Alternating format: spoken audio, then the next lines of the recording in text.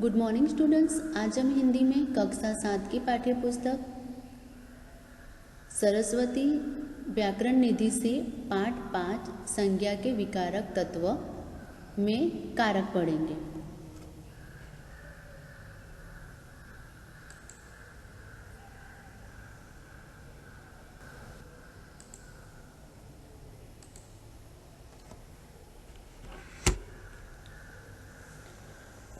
पिछले वीडियो में हम कारक के 3 प्रकार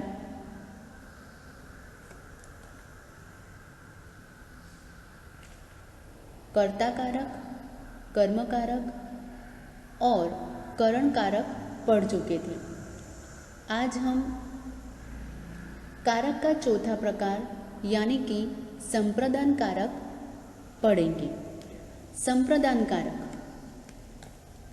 संप्रदान कारक का परसर्ग है को, के लिए और हेतु। संप्रदान कारक यानी जिस हित के लिए क्रिया की जाए वह संप्रदान कारक होता है। जिस हित के लिए, संप्रदान के लिए प्रयुक्त होने वाले परसर्ग है को, के लिए, हेतु आदि। इसके अभाव में जिन शब्दों से किसको या किस हेतु तथा किस लिए प्रश्नों के उत्तर मिले उनमें संप्रदान कारक होता है। जिस हित के लिए क्रिया की जाए उसे संप्रदान कारक कहते हैं। जैसे कि यहाँ पर मोहिनी निर्धन को धन देती है, तो क्रिया क्या हुआ, देती है हुआ। अगर हम उसको प्रश्न पूछेंगे कि मोहिनी किसको धन देती है, तो उत्तर मिलेगा निर्धन और परसर्ग होगा को, यानी कि किसी के हित के लिए यानी किसी के भलाई के लिए जो काम किया जाए उसे संप्रदान कारक कहा जाता है। अब यहाँ पर दूसरा उदाहरण हम देख लेते हैं। मोहिनी निर्धनों की सहायता के लिए कार्य करती है। ठीक है, तो करती है यहाँ पर होगा क्रिया। प्रश्न हम पूछेंगे किसके लिए, तो संप्रदान होगा सहायता। और परसर्ग यहाँ पर क्या आया, के लिए। पहले परसर्ग हमने क्या देखा था, को देखा था, अब क्या हुआ, के लिए। तो यहाँ पर भी देखो, जैसे हमने यहाँ पर अभी उसकी संप्रदान कारक किसे कहते वो हमने देखा कि जिसके हित के लिए क्रिया की जाए। तो यहाँ पर भी मोहिनी निर्धनों की सहायता के लिए, उनके हित के लिए वो कार्य करती है, इसलिए उसे हम संप्रदान कारक कहेंगे। तीसरा देख लेते हैं। मोहिनी भगवान के दर्शन हेतु मंदिर जाती है। ठीक है, यहाँ पर जो क्रिया होगा वो क्या होगा, जाती है होगा। प्रश्न किस हेतु जाती है। ठीक है, तो उत्तर क्या मिला हमें, किस हेतु, तो दर्शन, और दर्शन के साथ में कौन सा परसर्ग जुड़ा हुआ है, हेतु। तो यहाँ पर मोहिनी भगवान के दर्शन हेतु मंदिर जाती है, यानी कि हमने को परसर्ग वाला देखा, उसके बाद के लिए और हेतु, ये तीनों परसर्ग वाले जो वाक्य है वो यहाँ पर हमने देख लिए।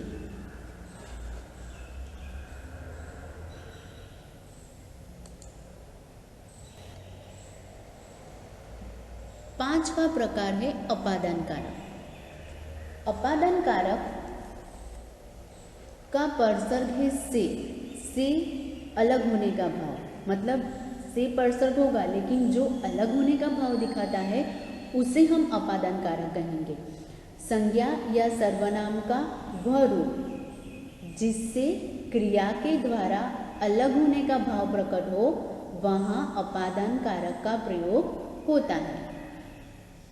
अपादान कारक का प्रयोग निम्नलिखित स्थितियों में भी होता है, यानी कि अलग होने के भाव में तो होता है, लेकिन अगर वो स्थितियाँ निम्नलिखित हो उसमें भी इसका प्रयोग होता है। जैसे हम पहला देख लें, संज्ञा या सर्वनाम के जिस रूप से भय लगता हो।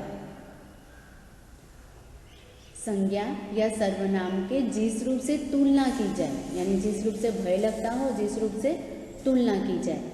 तीसरा है संज्ञा या सर्वनाम के जिस रूप से लजाने अथवा शर्माने का भाव प्रकट हो। पांचवा, संज्ञा या सर्वनाम के जिस रूप से गिरने अथवा उतरने का बोध हो। 5वां, जिससे शिक्षा प्राप्त की जाए, यानी कि इन स्थितियों में भी अपादान कारक का प्रयोग होता है। अब इसके अतिरिक्त संज्ञा के जिस रूप से दूर होने, निकलने, दूर हटने का बोध हो उसे अपादान कारक कहते हैं। और दूसरा कि जो कहाँ से तथा किससे का उत्तर देते हैं। कारक की पहचान से परसर्ग के अतिरिक्त वे शब्द हैं जो कहाँ से तथा किससे का उत्तर देते हैं। अब जैसे हम उदाहरण पहले देख लेते हैं। उदाहरण अगर हम देखेंगे तो आपको समझ में आएगा कि किस तरीके से अपादान कारक को हम पहचान सकते हैं। जैसे पहला है, मोहिनी पेड़ से आम तोड़ती है। ठीक है, यहाँ पर क्रिया क्या हुआ, तोड़ती है हुआ। प्रश्न अगर हम पूछेंगे किससे, तो पेड़ से।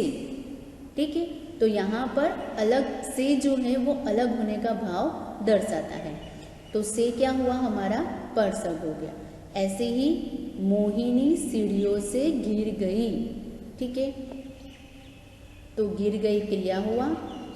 प्रश्न अगर हम पूछेंगे कि मोहिनी कहाँ से गिर गई, तो हमें आंसर क्या मिलेगा, उत्तर क्या मिलेगा, सीढ़ियों से। तो सीढ़ियों अपादान मतलब परसर्ग उसका क्या जुड़ा हुआ है, से। सीढ़ियों के साथ में क्या परसर्ग जुड़ा हुआ है, से जुड़ा हुआ है। मोहिनी छिपकली से डरती है। ठीक है, तो छिपकली के साथ में क्या है, से, तो यहाँ पर छिपकली से डरती है। मोहिनी सुनीता से अधिक बुद्धिमती है क्रिया हुआ। किससे प्रश्न पूछेंगे, किससे पूछेंगे प्रश्न, तो हमें उत्तर क्या मिलेगा, सुनीता। और परसर्ग क्या होगा, उसका से, मतलब यहाँ पर सुनीता से, यहाँ पर ये जो से है वो अलग होने का भाव दिखाता है। मोहिनी पति से लजाती है, तो यहाँ पर भी कौन सा हुआ, पति से। मोहिनी बाजार से सब्जी लाती है, तो बाजार से, यानी मोहिनी कहाँ से सब्जी लाती है, तो बाजार से। मोहिनी दिव्या से केक बनाना सीखती है। किससे केक बनाना सीखती है, तो दिव्या। ठीक है, दिव्या के साथ में कौन सा परसर्ग जुड़ा हुआ है, से, तो दिव्या से।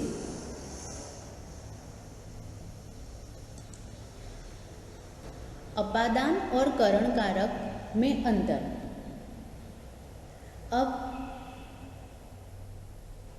अभी हमने अपादान कारक पढ़ा और पिछले वीडियो में आपने करण कारक पढ़ा था। ठीक है, अब आपने यहाँ पर एक ये चीज़ देखी होगी कि करण कारक में भी से है, यानी करण कारक का जो परसर्ग है वो से, के द्वारा और के साथ। ठीक है, तो वहाँ पर भी से आता है और अपादान कारक में भी से आता है। तो बच्चों आपको इसकी पहचान करने में आपको दुविधा उत्पन्न होगी कि दोनों में से आता है, तो हम किस तरह से पहचान पाएंगे कि वो अपादान कारक है या करण कारक है। तो हमें इनके अर्थ की ओर विशेष ध्यान देना चाहिए। अगर हम दोनों में से आता है तो हमें सबसे पहले क्या ध्यान देना चाहिए, इनके अर्थ की ओर विशेष ध्यान देना चाहिए, क्योंकि अर्थ की दृष्टि से दोनों में भेद है। अर्थ की दृष्टि से दोनों में भेद है। जैसे करण कारक में जो से आता है वो आपने पढ़ा ही होगा कि वो सहायक साधन का सूचक होता है। सहायक साधन का सूचक जो से होता है वो सहायक का सूचक होता है, किस में, करण कारक में। ठीक है, ऐसे ही अपादान कारक का जो से होता है वो किसका सूचक है, अलगाव का। जैसे यहाँ पर मैंने बोला कि जो अलग होने का भाव दिखाता है वो अपादान कारक के अंदर होता है। अब यहाँ पर एक उदाहरण हम लोग देख लेते हैं।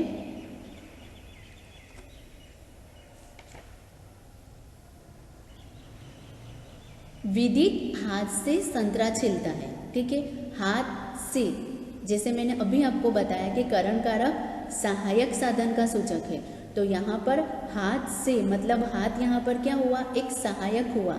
हाथ से वो संतरा छिलता है, तो वो करण कारक हुआ। ऐसे ही विदित के हाथ से संतरा गिर गया।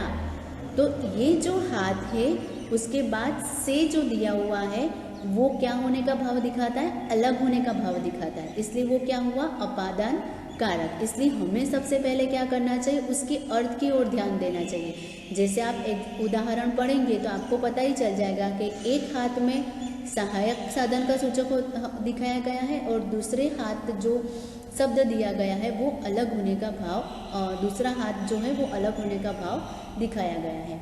अब जैसे पहले वाक्य में संतरा छीलने के लिए हाथों का प्रयोग किया गया है, अर्थात हाथ संतरा छीलने में सहायक साधन है, और दूसरे वाक्यों में से शब्द अलगाव का सूचक है। हाथ से संतरा अलग होता है। ठीक है, तो ये हुआ अपादान कारक और करण कारक में अंतर।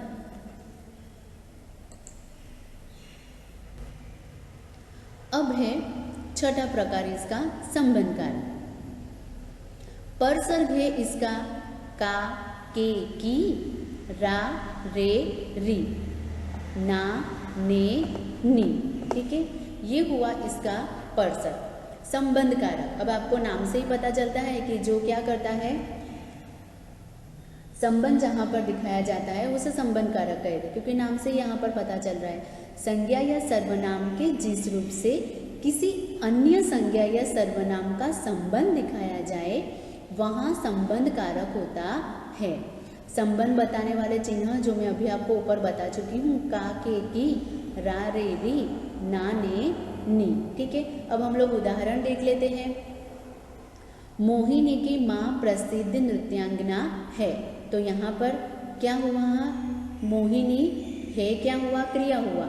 अगर हम उसको प्रश्न पूछेंगे किसकी, तो मोहिनी की माँ, तो मोहिनी के साथ में क्या जुड़ा हुआ है, की, तो वो क्या यहाँ पर बता रहा है, संबंध बता रहा है। ऐसे ही मोहिनी अपने भाई को चाहती है, तो हमने परसर्ग मोहिनी अपने भाई को चाहती है। ठीक है, अब यहाँ पर क्रिया क्या है, चाहती है। प्रश्न पूछेंगे किसके, अपने, तो अब के साथ में जो ने जुड़ा हुआ है, क्योंकि हमारा परसर्ग ना, ने, नी भी है, तो यहाँ पर जो अपने मतलब जो ने है वो संबंध दिखाता है। मोहिनी तुम्हारे चित्रों को प्रथम पुरस्कार मिला है। तुम्हारे, यहाँ पर तुम्हा के साथ में जो रे है, क्योंकि हमारा परसर्ग रा, रे, री भी है, तो जो रे है वो क्या दर्शाता है, संबंध कारक बताता है।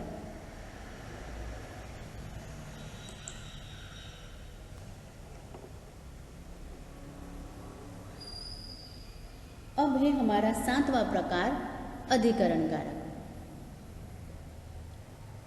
अधिकरण कारक का परसर्ग है में और पर।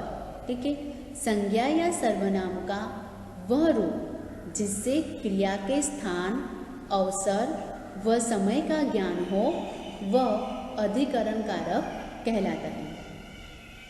संज्ञा या सर्वनाम का वह रूप जिससे क्रिया के स्थान का, अवसर का या उसके समय का अगर ज्ञान होता है वो होगा अधिकरण कारक। ठीक है, जैसे यहाँ पर पहला उदाहरण हम देख लेते हैं। मोहिनी को प्रदर्शनी में प्रथम पुरस्कार मिला। ठीक है, तो यहाँ पर मिला होगा क्रिया। प्रश्न पूछेंगे कहाँ, तो उत्तर मिलेगा प्रदर्शनी, और परसर्ग होगा यहाँ पर में। ठीक है, तो मोहिनी को प्रदर्शनी में प्रथम पुरस्कार मिला, यानी उसे प्रदर्शनी के अंदर उसे प्रथम पुरस्कार मिलता है। तो यहाँ पर हमने बताया गया कि स्थान, अवसर और समय का ज्ञान हो वो होगा अधिकरण कारक। मोहिनी को स्वतंत्रता दिवस की पूर्व संध्या पर पुरस्कार दिया गया। ठीक है, तो मोहिनी को स्वतंत्रता दिवस की पूर्व संध्या पर पुरस्कार दिया गया, तो दिया गया होगा क्रिया। प्रश्न पूछेंगे कब, तो अधिकरण होगा क्या, यहाँ पर होगा संध्या, और पर होगा हमारा परसर्ग। ठीक है, तो यहाँ पे स्थान, अवसर व समय, यहाँ पर समय भी दिया गया है, कि उसे कब, तो यहाँ पर किसकी वो बता रहा है, समय की, मतलब संध्या यानी कि शाम के समय पर उसे पुरस्कार दिया गया। और पर होगा हमारा पर्षद। ऐसे ही 8वां है संबोधन कारक। संबोधन कारक का परसर्ग है अरे और अजी। जब किसी संज्ञा को संबोधित किया जाता है या उसका ध्यान आकर्षित किया जाता है तो वो संबोधन कारक का प्रयोग होता है। यानी किसी संज्ञा को अगर हम संबोधित करते हैं, किसी संज्ञा को संबोधित किया जाता है या उसका ध्यान आकर्षित किया जाता है तो वो संबोधन कारक का प्रयोग होता है। अब जैसे अरे मोहिनी, तुम हम सबको छोड़कर कहाँ चल दी, तो यहाँ पर क्या किया गया, संबोधित किया जाता है या उसे अपनी ओर आकर्षित, उसका ध्यान अपनी ओर तरफ आकर्षित किया जाता है, खींचा जाता है, तब संबोधन कारक होता है। जैसे यहाँ पर एग्जाम्पल है कि अरे मोहिनी, तुम हम सबको छोड़कर कहाँ चल दी, तो ये हुआ हमारा संबोधन कारक। बस बच्चों, आज के लिए इतना ही।